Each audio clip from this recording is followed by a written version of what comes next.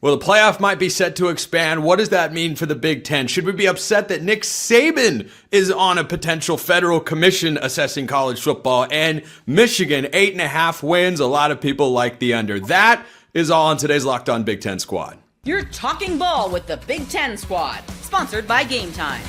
From USC to Ohio State, from Michigan to Oregon, from Nebraska to Washington, it's the local experts of the Locked On Podcast Network bringing you scoops, breakdowns, and the most comprehensive preview of the upcoming Big Ten weekend. No hurt feelings and thin skin allowed.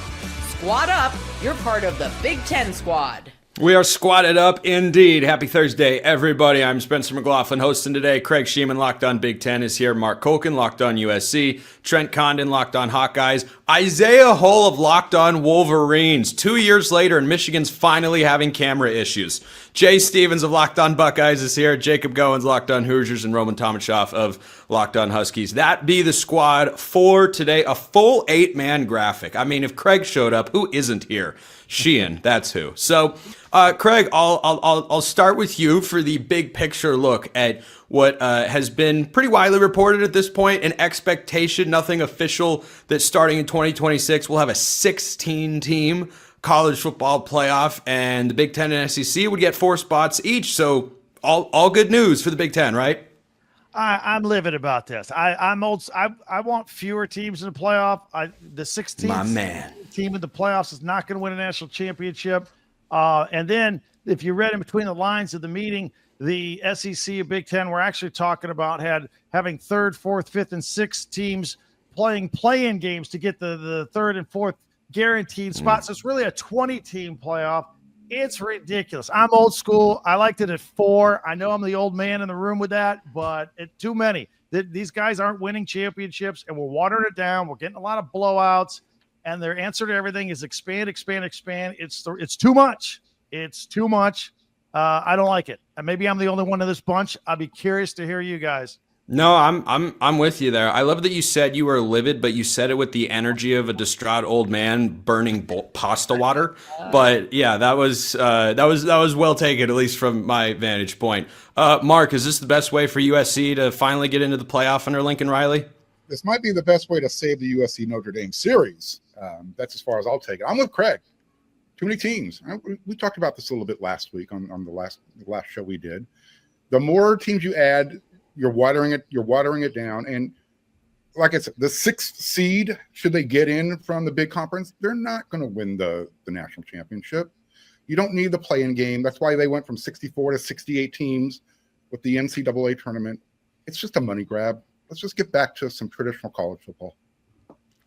I do agree. I will say with the play-in teams, there's been a lot more success. I think basketball and football are just very different. I mean, we had a first 4 team go to the Final Four of, traditional Big Ten power in UCLA. But Trent, your take on the potential expansion to, kind of the NBA model where it's like, you're in the play-in turn. Are you really a playoff team? I guess you're a playoff team. You got a chance. I look at this a lot different than you guys because I look at the Iowa program and know we're never winning a national championship in football. We're just not. We don't have the money. We don't have that attitude. It's just not going to happen. Look, we don't got Phil Knight. We don't have things like that. I live in reality. I'm not a USC fan. I'm not a fan of UCLA that think that it's going to happen. I know it's not going to happen for my program, but we are going to actually make a playoff. That is something to shoot for. That is something realistic to shoot for. And there's a lot of programs out there that this is something that is attainable. In today's environment, we go into every single year for the past 15 years, and we know there are 3, 4, maybe 5 teams that can really win a national championship. I was never amongst those teams. We can play, win a game in the playoff. That's what we're shooting for there. For us, this is a good thing. Okay, I've got a couple of things here for our newest Clemson Tiger fan Trent. over there on the screen. Trent, did you just put UCLA in a national championship expectation sentence with USC, which is, still fighting to get back to where they were 2 decades ago when I was like 7 years old? Did you throw UCLA in there by accident? Was it a Freudian slip? Explain yourself. Well, I mean, we talk about Nebraska, right? They're about as relevant as UCLA is. There's so many programs that their relevancy is completely different than the reality of the situation. How many teams can win a national championship this year? 3, 4, maybe 5? Really? No, win the it's whole higher thing. than that. Is it really? I just don't think it is. We see it every single year. The cream rises to the top. We don't have dark horses that win in college football. National championships, I agree with that front. State is the bell cow of the conference right now because they have the returning quarterback, all that returning talent. That tells you that there's a lot of teams out there that have a chance at the national championship this year. I think, Trent, what I think you're getting at is by the end of every year, we do see, there are like 4 teams, there are 4, maybe 5. Everybody else is just kind of good. Isaiah Hull of Locked On Wolverines, welcome to the show. It's nice to it's nice to have you. But you know what it takes to win a national championship, cameras included or not. You think we're just incorporating too many teams, too much of a money grab? What do you think? Well, the first thing you have to do to win a national championship is you got to send your mom to the Purdue game. Okay. Once he does that, then you can actually win one. Number one, I don't think that handing out participation trophies is the way to make the sport any better, honestly. And that's what it felt like. I was on a plane coming home from the ReliaQuest Bowl watching Penn State versus random Mountain West team, right? Like, it was boring. And on New Year's Eve, like, there's no reason to be watching that. This is one of the places where I disagree with, because all of Jim Harbaugh's little things, his little boondoggles that he came up with when he was the head coach, this was one of the things that he proposed. Like, the transfer portal was something that he proposed. The what was the other thing? The NIL of it all. Everything that he wanted to have happen has happened, and the only other thing that is missing is 16 teams. Got to 12. I think it's just much more spectacular at 4. I'm with everyone else, well, at least Craig and Mark here, because having been a part of that, but getting to cover the 4-team playoff for 3 straight years, it's a different deal. And even just watching this last year with 12, it just felt like, hey, do you want to be in a playoff? Do you want to be in a playoff? You can be in the playoff too if you just pay enough players to make it here, then you as well can make it. It just doesn't feel like college football to me. Jay, nobody loves playoff expansion more than Ohio State. In the 2 years it's been expanded, they've won the national championship the first year it happened, and we can pretty definitively say they wouldn't have even had the chance if it had been 1 year sooner. So does that mean Ohio State is locked into a natty in 2026? I would like to say yes. I don't want to go that far. I'm not a fan of expansion at all. I've never been a fan of it. I had a hard time going from the old BCS of 2 games to 4. I wanted to keep things as exclusive as the old school system did. As old school as that even sounds, it's not that old. But I think 16 is stupid. I think 12 is dumb. I'd be cool with 8, but they're not going backwards. They're going to follow the money. They're going to follow wherever the TV networks want them to go. That's where they're going to go. It wouldn't shock me if in 2026 or maybe beyond, I don't know when ESPN's contract is up, but it wouldn't shock me if you get a ESPN or an ABC, a CBS, an NBC, or Fox to do a rotation, more like the NFL, because you're going to get more money that way. I don't like this current model. Going to 16 is stupid. Yeah, expansion did benefit Ohio State in 2014 and in 2024, but I still am not a fan of going even further because I think it's stupid. It's very dumb. Yeah, I'm not a fan. I've long said they're going to get to 24 because someone's just going to start pointing out the FCS does it. Look at what the FCS does. We should be at that level. And you have 4-loss teams regularly in the playoff. Jacob Goins, Locked On Hoosiers. Is this just music to the ears of Indiana fans with Curt Cignetti? Absolutely, man. Indiana's all about it. In terms of Indiana making a playoff consistently, whatever that word means in Bloomington, yeah, I mean, playoff expansion is good for folks like us. I will admit that. But the college football fan in me as a whole, having a realistic idea that Indiana's probably not going to be there every year, no, I don't like this idea. And you got to think back to when the BCS was gotten rid of and we went away from it. We yelled about it being computers and teams not playing for national championships that maybe deserved it, but we said, oh, the computers can't do it, so let's let the humans take care of it. It just didn't make a whole lot of sense. So why not go back to numbers and formulas and have a set amount of teams? I don't like 16. I think it's too much. I agree, 8, 10, whatever the case may be, but I want structure. I want there to be a certain way to get in, just like the NFL, every single year. So that way, when the committee puts their rankings out or you see the bracket, there's no arguments. There's no debating. You made it because you beat this team, and this team. Will we ever get that? No, probably not. But that's where I stand on the whole expansion idea. Roman, I make this next comment as neutral arbiter of all things college football. Is Washington wanting to go back to the time where they voted on 2 national champions in a season? Is that the preferred outcome in Seattle? I'm so shocked that was the route you went with this. I'm just shocked that Jacob is. You should be. Neutral arbiter could have gone in any direction. Yeah. What'd you say, Roman? Sure. What'd you say? You're pro Skynet, like you're pro Terminator here. Is that where we're going with your pro computers? Technology's taking over the world, man. It's taking over. Yeah. Just be ready. No, so there are 2 schools of thought here. Me, as the Washington guy, where I look at it and I say the last time Washington had sustained success under Chris Peterson, because Kalen DeBoer only being here for 2 years is great. 2 years, a lot of fun, but it just, you can kind of look at it as a spike, right? It's great to see it from that perspective, but Washington was left out of the 4 team in 2017 and 2018 when they were consistently good. So that from that angle, I look at it and I say, it'd be fun to be in the playoff every year. But I look at this and I think about what Craig said with the play-in games and all that. It's getting ridiculous. As you guys all said, it's sitting here at the end because Spencer, as neutral arbiter of college football, wanted to put the Washington guy last. It's getting a little ridiculous and a little exhausting when it's just becoming a consistent money grab. And I get it. That's what's going to keep happening. It's why Spencer, Mark, and I are here. Well, Spencer, again, neutral arbiter of college football, but it's why. Everywhere. It's why these teams are in the Big Ten, because of money. Thanks for that, Mark, and USC. But I look at that and I say, it's just the reality of the situation. We have to get used to it.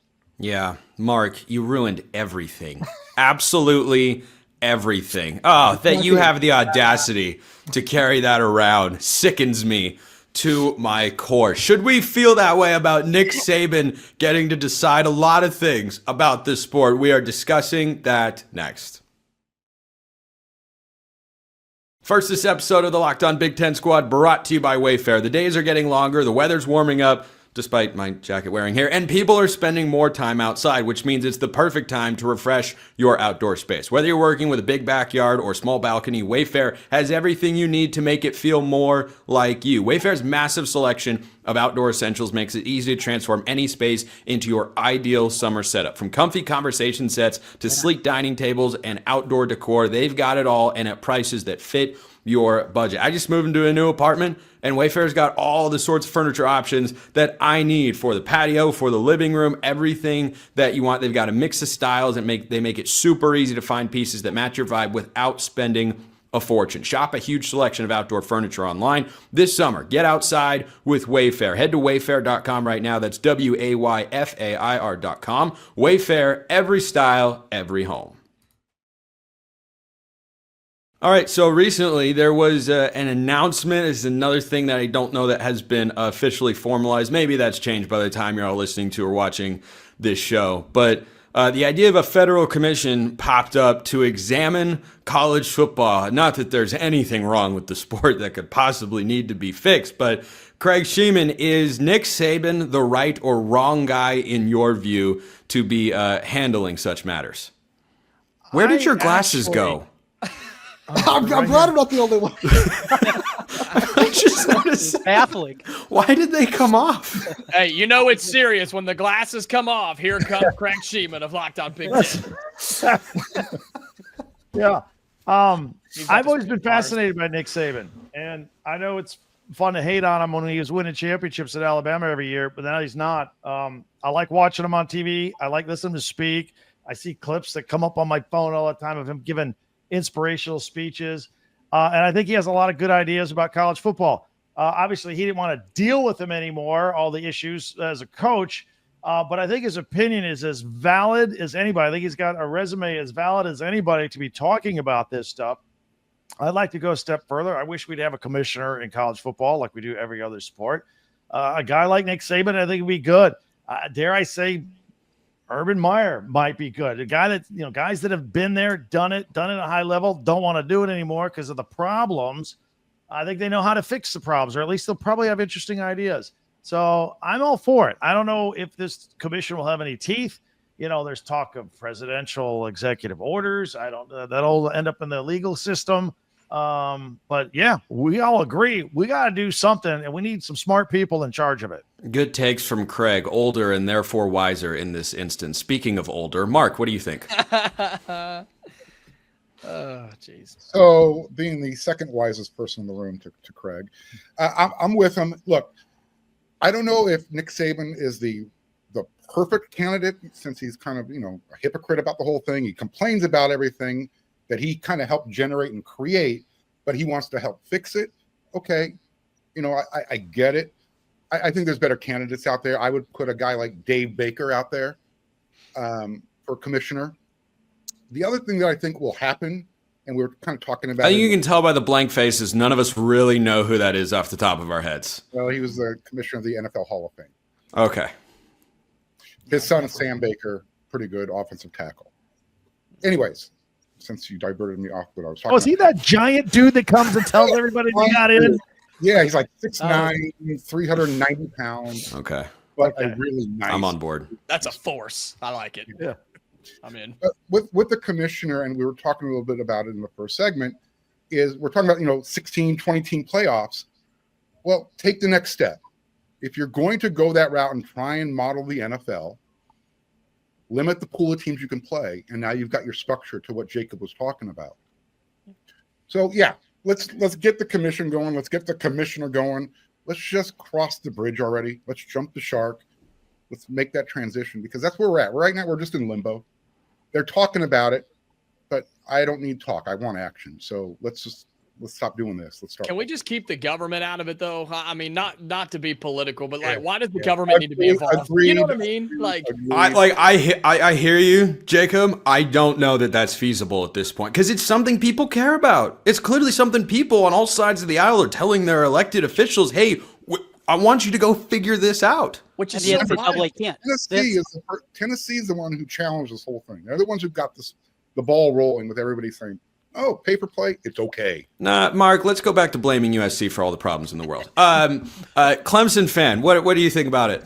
Well, Saban's a jerk, right? He's a jerk. You don't like him because of the way that he coached, or you don't like him back at Michigan, whatever it is, but he cares about college football. This is a guy that cares. Give him his little Debbie's every morning, a lifetime supply, fix this sport. I'm all for it. Saban, he actually wants the job. Let him have it. Roman, I want to go to you next, because this next take from me, Roman, is going to shock you down to your core. If we're putting together a commission of people that are kind of in that Saban realm, you know who I would legitimately suggest that is still around the sport, clearly loves it, big-time figure. I think he's got a good head on his shoulders. I'd put Chris Peterson on that commission. I'm not joking. I think that would be really good. Skippy Newhouse. No, I love that. I see. I thought about that while Craig and Mark were talking about it. I was like, should I throw that name out there? Because I think he would have a lot of great ideas. I don't know how interested he would actually be in doing that, which is one of the reasons he stepped down from coaching. But one of my biggest. But he's still a TV analyst, and that makes me think there's still some level of interest and intrigue in the sport for him personally. So that's completely fair. And if there's a committee going on, sure, maybe he's going to want to be part of that. I thought about the commissioner role, and I was like, there's no chance he would ever. No, I'm thinking like a commission of people. Like there's Cody Campbell, the NIL guy from Texas Tech, and Nick Saban. Those names have been thrown around. And I'm like, if we're going to put 5 or 6 names on there, I don't think Chris Peterson's a bad one. Goins, would you want Signetti to just retire and go represent Indiana on there? Once he retires, which will be in 3 decades, yes, he can go and be a part of the college football playoff committee. Yes. No, but until then, he will remain in Bloomington. Jay, Urban Meyer, yay or nay? I got to be honest. I'm a nay. I'm a nay as well. I don't know if Saban's the right person for it. I don't really know who the right person is. But my gut tells me just put a football person in charge of it. If Saban's the guy, great. I don't think it's Urban Meyer. I'll go that far with that one. But make sure it's a football person that's trying to govern this sport. Well, we can definitely establish that Jay Stevens of Locked On Buckeyes is not a homer based on what he has said on today's show, and that we have to respect that. Of course, Isaiah. What about 5 years down the line? You know, I don't think there's a commissioner within the next couple of years in college football. Maybe 5 to 8. Jim Harbaugh, if he's done coaching the NFL, wins a Super Bowl, leaves with Justin Herbert, who I hear is awesome, by the way, goes and does that at some point and then says, all right, I'm checked out. I got a national championship. I got a Super Bowl. I'm going to go run college football. Crazy idea? I mean, I'm coughing because it's such a bad idea. Oh man, I couldn't even get that out. All right, fine. Connor Stallions for commissioner. I'll say it. I mean, he would be a much better commissioner. And actually, I mean, if you talk to Connor, which I have quite a bit, he would be a lot better than Jim. Jim is, I mean, like I just kind of covered in the last segment, a lot of the ideas that we've had, the problems that we need to fix, are the things that Jim Harbaugh suggested, which is kind of also why I'm with the Nick Saban of it all, because he's also, in some ways, hot dog guy, being like, we're all trying to find the guy who did this so he can fix everything that way, right? Like, he knows the problems because he was a part of the problem. Okay, so yeah, that's all I got. Yeah, the biggest part of the problem. Tune into next week's Locked On Big Ten Squad. Why Connor Stallion should be commissioner of college football. That is that's going to be our primary discussion. But to wrap today's show, we are going to Michigan because Isaiah is here. Everyone's got to take a stand. Michigan, 8.5 wins. Over, under. There's going to be a lot of under coming up next.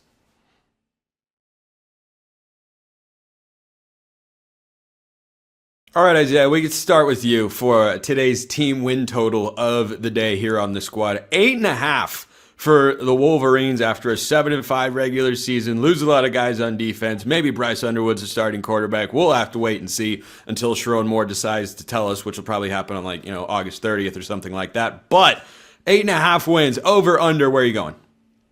I mean, I'm going over. I think it's a paper tiger to say they lose a lot on defense. Yeah, they did. But, 9 of the 11 guys who were played against Alabama held them to 13 points. They're back. They got deeper in a lot of ways by bringing in Damon Payne and Trey Williams. But to me, the only question is really the cornerback depth. But I think that they've got guys that can start. They had the number 10 defense last year. They took a while to kind of figure things out. And offensively, they had the worst passing attack in all of the Big Ten, the fourth worst passing attack in the country. But bringing in Chip Lindsey, having whether it's Bryce Underwood or Mikey Keene, as long as the offense is functional and Michigan can get back to what it tries to be, which is complementary football. It's not the ideal for Michigan is not to have a high-flying offense as much as it is to be able to sustain drives and then rely on the defense. They weren't able to do that last year. And then you look at the schedule.